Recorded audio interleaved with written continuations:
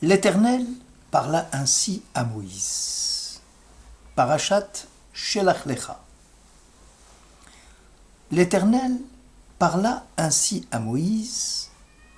Envoie toi-même des hommes pour explorer le pays de Canaan que je destine aux enfants d'Israël. Vous enverrez un homme respectivement par tribu paternelle, tous éminents parmi eux. Moïse avait nommé Oshéa, fils de Nun, et Yehoshua. Les explorateurs s'acheminèrent du côté du Midi, et Caleb, fils de Yéphoné, parvint jusqu'à Hébron, où là demeuraient Achiman, Sheshai et Talmaï, les descendants du Hanak. Nombre, chapitre 13. Le Kehilat Yitzhak souligne que Moïse avait prié pour Josué, lui épargnant ainsi de tomber dans le traquenard des explorateurs. Ces derniers s'apprêtaient à faire de la médisance du pays d'Israël, dissimulant ainsi leur funeste projet. En effet, selon le Zohar, le livre de la splendeur, ils craignaient surtout de perdre leurs privilèges en entrant en Terre Sainte. Or, comment se fait-il que Moïse s'inquiétait seulement pour Josué et non pour les autres explorateurs? Moïse n'est-il pas le chef de l'exécutif du peuple d'Israël tout entier? La réalité, c'est qu'il y a deux catégories de transgression. Celle dont l'individu est conscient qu'il commet et celle dont le mauvais penchant masque l'intention de la faute sous couvert de mitzvah. Le groupe de fautes de la deuxième catégorie appelle une très grande vigilance. D'ailleurs, lorsqu'un individu pêche et prend conscience de la nature de sa transgression en avouant sa faute, le chemin de la repentance n'est pas très loin pour lui. Inversement, l'iniquité commise sous le couvert d'une bonne action, d'une mitzvah, devient dangereuse pour l'homme, puisque le mauvais instinct, le Yotzer Hara, tapis à la porte, cherche à l'atteindre. L'homme est perpétuellement prêt à trahir Dieu, et que même dans son engagement, dans un acte qui semble vertueux, il est exposé au péché. Le plus tragique dans une telle situation, c'est que l'individu ne cherche plus à s'amender, bien au contraire. Il agira, cette fois-ci avec une attention consciente et insistante sur la avéra, la transgression, allant même jusqu'à magnifier l'acte pécheur, que l'on appelle Hidur Avera. Le docteur de la Mishnah, dans Pirkei Avot 3, mettait en garde contre la transgression, la Avera, en utilisant une métaphore. Observe trois choses, et tu n'en viendras pas à succomber entre les mains du péché. L'expression soulignée montre que l'on peut avoir prise sur certains de nos actes et qu'à l'inverse, certains de nos actes ont prise sur nous. Conscient de la faute et prêt au repentir, l'individu tient ses fautes entre ses mains. Dans le cas contraire, ce sont les péchés qui nous tiennent entre leurs mains. En analysant la métaphore, on peut avancer que si l'on secoue énergiquement les mains de celui qui tient la Avera, on peut lui faire glisser la faute de ses mains. L'allusion aux épreuves subies par le pécheur et le besoin de rédemption qu'il ressent, faisant suite à son repentir, à sa teshuva. À l'inverse, si le mal nous tient entre ses griffes, il nous est difficile de lui échapper. Les explorateurs étaient tous des personnalités justes et éminentes. Moïse d'ailleurs les envoya du désert de Paran sur ordre de Dieu, Alpi Hachem. Selon le Midrash Rabbah au chapitre 16, le choix de chacun des candidats au voyage en Terre Sainte devait avoir l'aval du Saint béni soit-il. Or Moïse était convaincu, compte tenu du niveau spirituel élevé des explorateurs, qu'il serait à l'abri du péché. Loin de Moïse l'idée de penser que ces personnalités éminentes allaient s'accrocher à leurs privilèges et au pouvoir. Par contre, Moïse nourrissait quelques inquiétudes quant à son élève Josué et à son devenir. En effet, lorsque Eldad et Médad prophétisaient dans le camp en disant « Moïse va mourir et c'est Josué qui fera entrer le peuple juif en Terre Sainte », Josué s'écria alors naïvement « Mon maître Moïse, empêche-les ». Dans les Nombres chapitre 11. Moïse craignait que son disciple Josué, sous couvert de mitzvah, ne s'associe dans la médisance aux autres explorateurs, puisque tout le temps que le peuple restera dans le désert, Moïse ne mourra pas. Telle était une intention louable.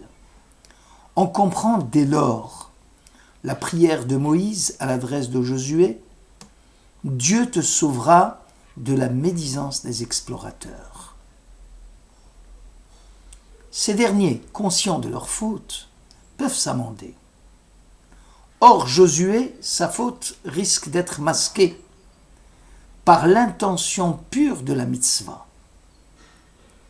Il lui sera difficile de s'en débarrasser. Le problème que l'on soulève dans cette section est bien celui de la confusion et du mal. Le mal souvent se déguise si adroitement en bien qu'il peut aller jusqu'à sucer la vie même du sacré. Dans le monde qui nous entoure, il y a un enchevêtrement, une confusion effrayante entre le sacré et le profane. Ce que les prophètes d'Israël dénonçaient, ce n'était pas l'absence de religion, mais la perversion de la religion. Éphraïm a multiplié les autels, à UTEL, ces autels n'ont servi qu'à pécher. Osée au chapitre 8.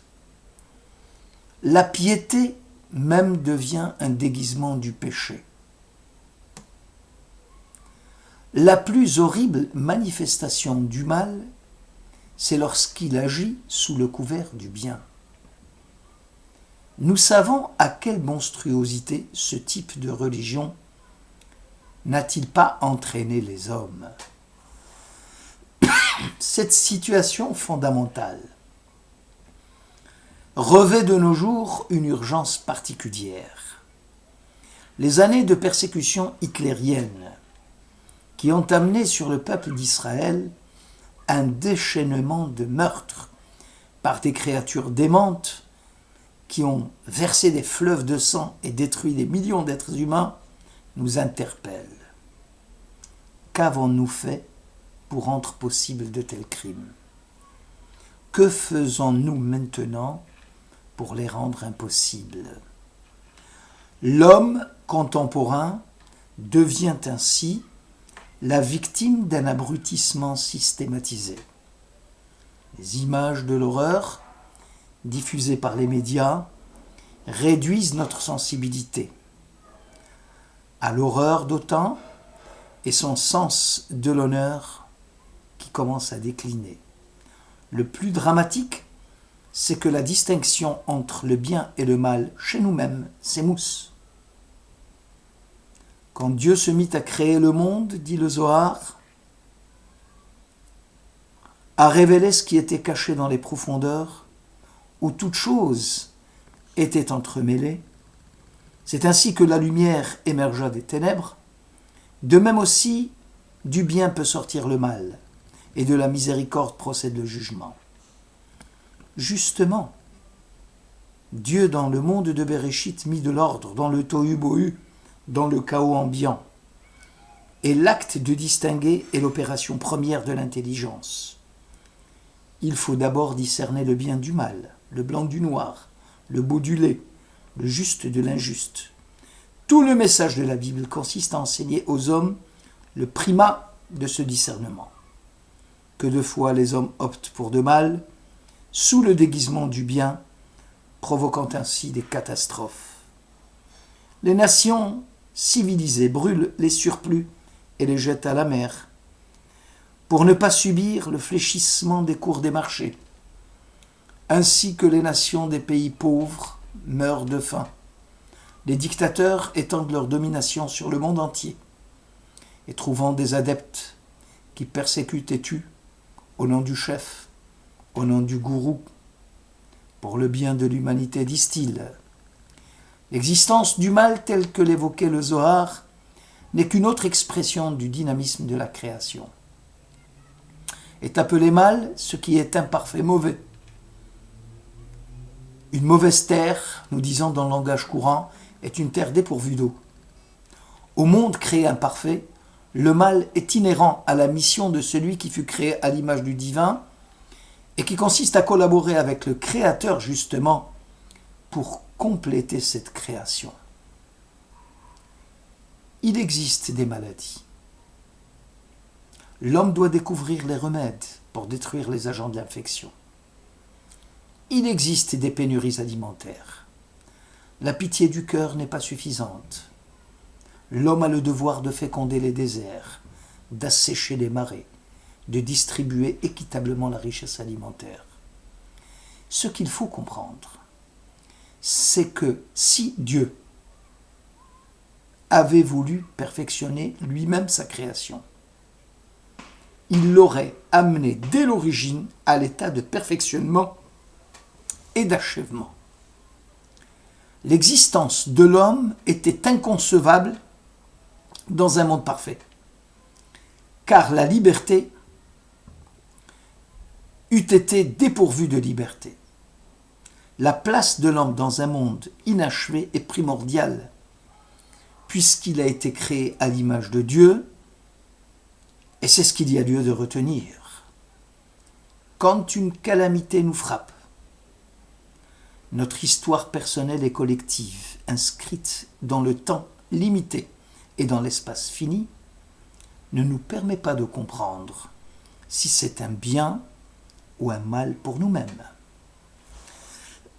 Quand un malheur nous arrive, scrutons bien nos actes pour savoir si c'est un châtiment ou s'il s'agit d'une épreuve à surmonter en vue d'un idéal plus élevé. En bref, c'est à l'homme et à lui seul qu'incombe le devoir de déraciner le mal et de l'en éradiquer. C'est à l'homme de collaborer avec le Très-Haut pour amener la création vers son achèvement, vers son tikkun.